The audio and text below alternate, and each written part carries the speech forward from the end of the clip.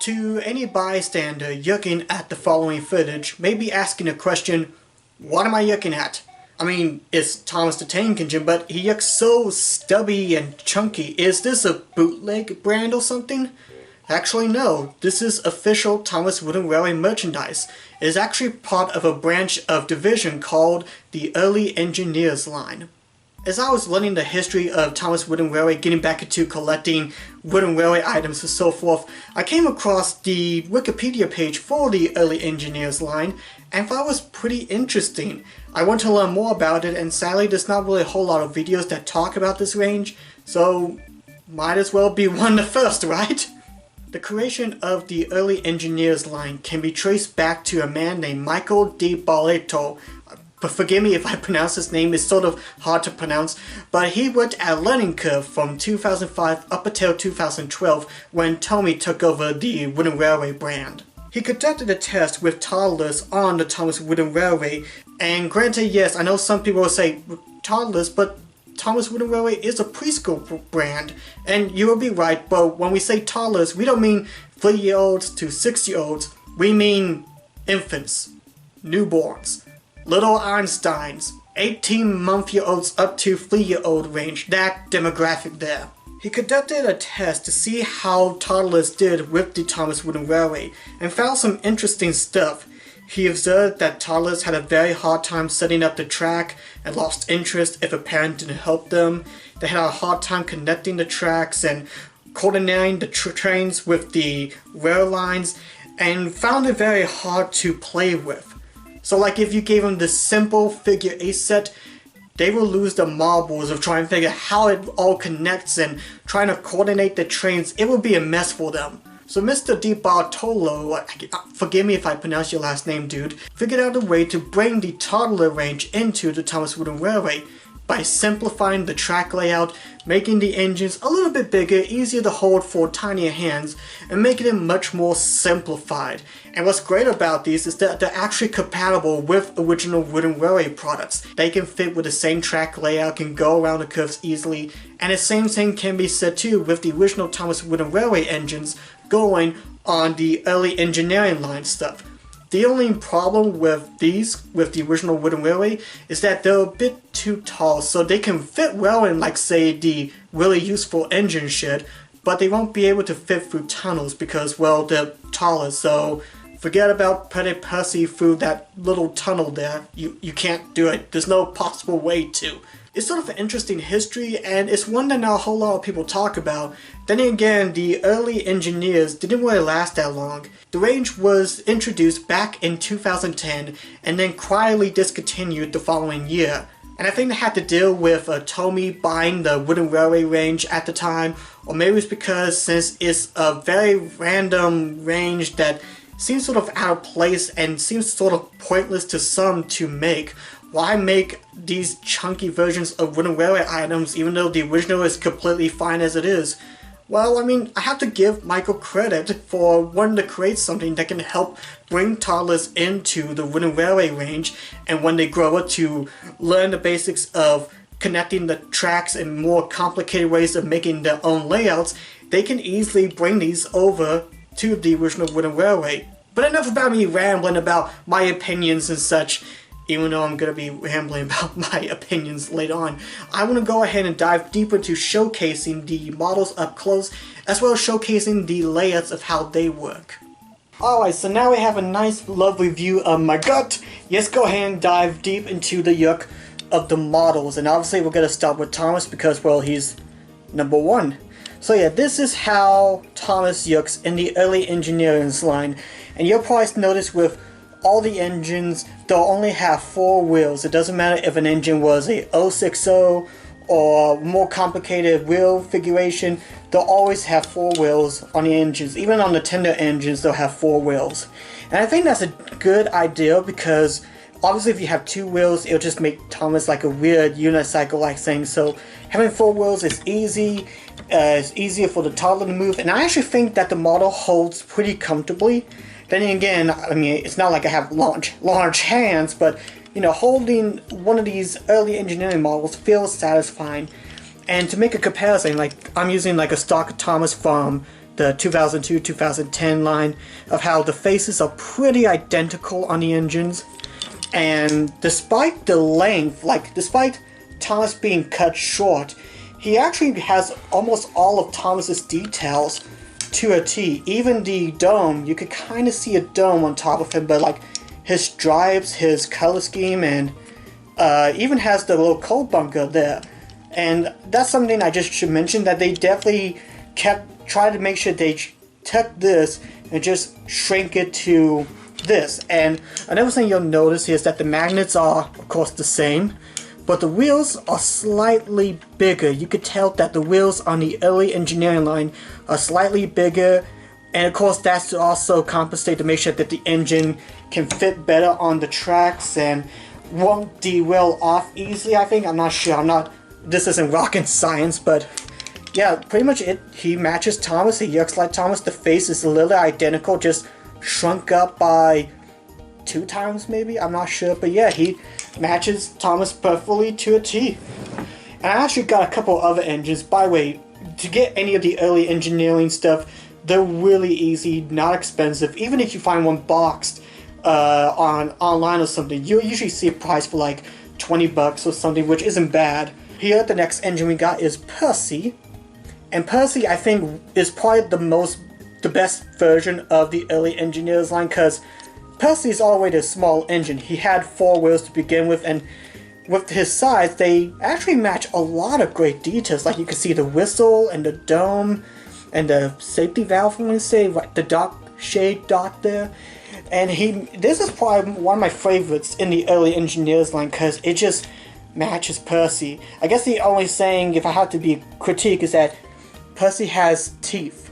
And I know that sounds kind of weird, but if you look at the Percy model in the original Wooden Railway, he doesn't have teeth. He's just kind of like doing like a little ooh sound, like, you know, making like a ooh expression. So to see him have teeth just feels weird. I got 3 tender engines to show, but first I should gotta start with Spencer here, because I don't have the 2002 for 2010 version of James and Gordon. Those, I got the OG models, but I want to show Spencer because, well, I think that's a worthy comparison. Like, he is tiny, like, he's a tiny little fella here. I mean, well, sort of, but you can see how, like I said earlier, they gave the engines all 4 wheels up front. And to be fair, I don't think anyone's gonna say it, but even with the shrunkenness, they actually matched the details very close to the original Wooden Railway models. Like, you see the handwheels here, and he looks like Spencer and feels like Spencer. I don't know if that makes anything. And also, I was actually curious about the tender. If the tender was just gonna be like, you know, they put a stock Spencer tender right here, kind of like what they did with the battery-powered, or the battery-powered die-cast models, where the engine is usually die-cast, but they get like a stock tender from the engine, pretty much. Surprisingly, the tenders are slightly different. They're bigger, obviously with the wheels being closer, but they are slightly bigger. And I actually think there's a little bit more detail on this tender, because here, there's no handwheel, but they actually add a handwheel with the early engineering line, and that's actually kind of cool. So yeah, if you think the tenders were different, yes, they're different. They're not just copy and paste. I mean, they look identical from afar, but it's pretty interesting, I have to say. Although you're probably wondering, how come you haven't shown Spencer's face? Well, it's not a good Spencer face. It's rather horrifying. I mean, the rest of the model is good. I mean, the front is great, but the face, not one of my favorites. Honestly, I think it would have been funny to give Spencer the smirk face. I always loved this model Spencer just because his face is like, yes, these Sudrian engines are a bunch of moo-ha-ha and all. Like, I kind of understand why they can't just put a smirk face on a toddler train, because they want it to be inviting and friendly, even though the face goes differently, but that's just me personally. And for the last 2 engines we have are Gordon, there we go, and James. And if you compare them with the original wooden railway size models, they pretty much got the same. I guess Gordon it sort of hurts Gordon here because he's a very big engine and they kind of compromise a bit. Like, he looks good, but I mean, it'd be kind of hard to yuck from a distance. Like, if you took the tender away, someone might accidentally say, "Oh, that's Edward there," even though it's not so. But, you know, not a bad interpretation. I kind of like it, but a far cry from the best. Also, the face is a little off, but what am I? I'm not a plastic surgeon, so I shouldn't be critiquing about faces. And actually, I will go back. I mean, Percy, I know I said Percy is one of my favorite models, but I think James is actually my favorite model in the early engineering line, because he's spot on. Like, he looks like James, and even with him shrunk a bit, he just looks like him, and the face is wonderful, especially the detail, like the dome and the whistle and handrails, and he's definitely my favorite model out of all the early engineering trains that I have so far. There's like 6 or 7 more that will release. I might do a follow-up video, so sequels, yay! Okay, I got my box here. It's not a big box, but I like it. It's my box. I love my box. But anyway, so now we are going to get to the more interesting part. We saw how the engines look in the early engineering line. Very cool, I think. I think they work well with toddler hands. It's easy for them to hold, and they're not going to... If that one thing I actually give credit with the tender engines, they didn't include like bogies on them, because I think that would have confused a toddler trying to do that. So making them all solid, I'm trying to like one bogey so that way it's easy for the hand to turn. I think that's a really smart motive. But now we get to the really interesting part. How do the sets work? Because obviously they're not going to sell separate wooden railway tracks, because that was one of the problems that toddler had when playing. Well, this is the answer. This is a, well, let me zoom out just a little bit here. There you go. A giant playmat. Not playmat, playboard or something. Pretty much what they did, they just took like a big plastic piece and put in wooden railway tiles all around. That way the pieces won't get missing. And it's actually fairly smooth for an engine to go around.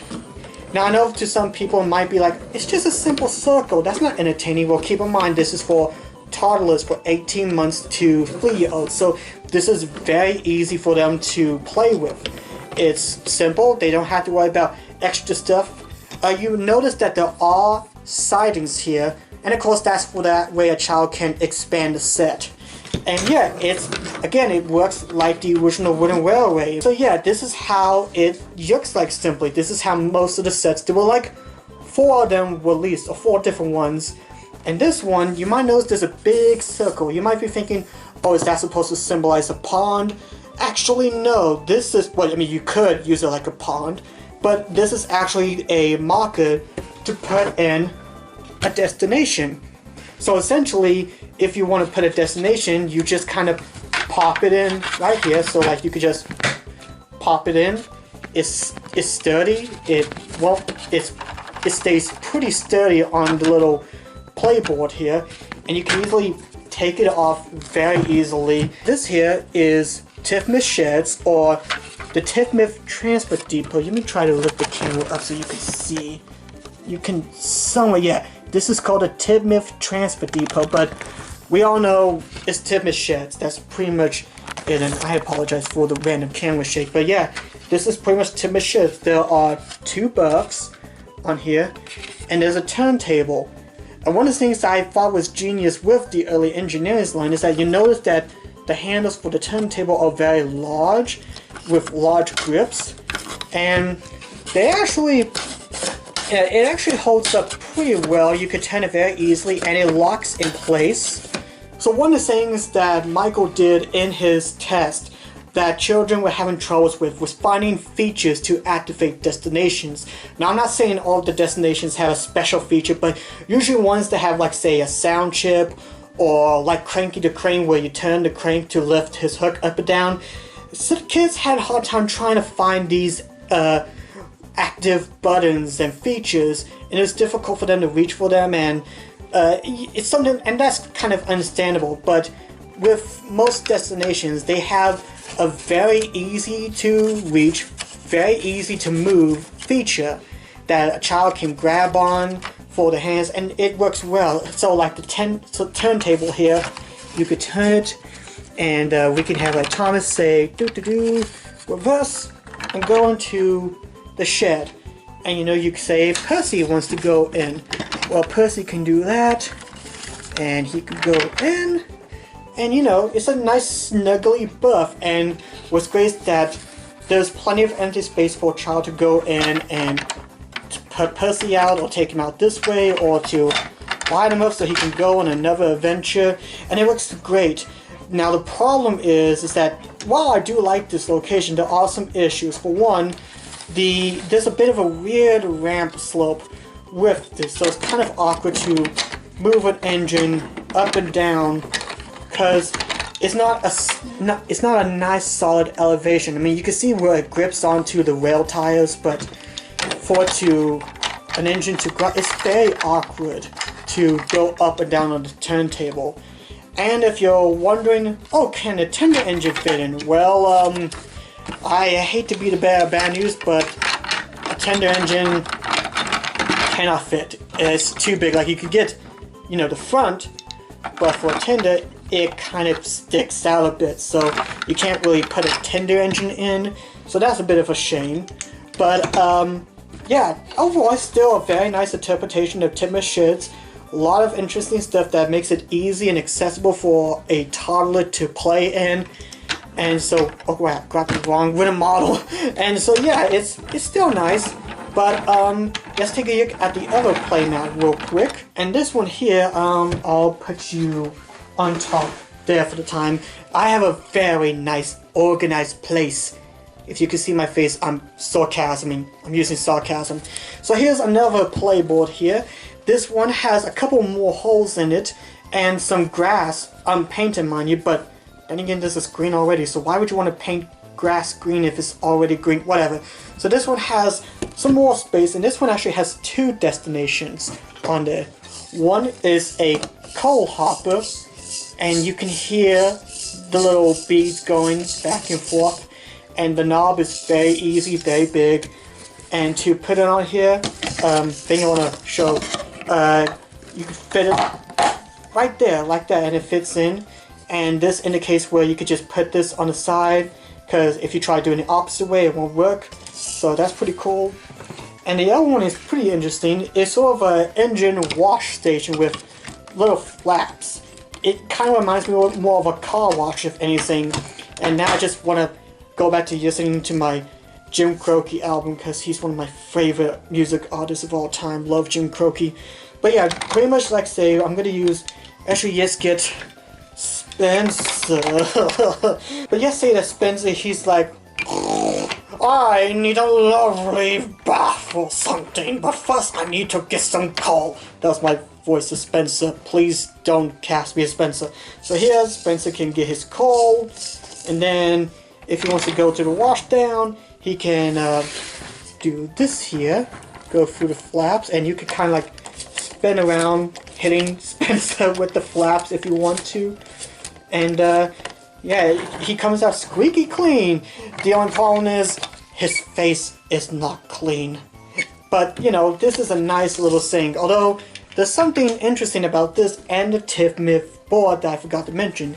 So these two are actually a bundle. Like if you want to get these two sets, they actually go together. They're part of a busy workday set that came with these two playboards along with the destinations, as well as Thomas and Percy. So this is an excellent way to start off with the early engineering line. But yeah, back then it was a good deal to, have both of these locations and the two engines in one go. So that's pretty cool. But you're probably asking, well, wait a second, what about connecting? How do they connect? Well, it's interesting. There are male-to-male adapters. They're fully plastic, blue, and yeah, I think they're 1-inch pieces, I believe. And they pretty much just fit like that. Same thing with this side.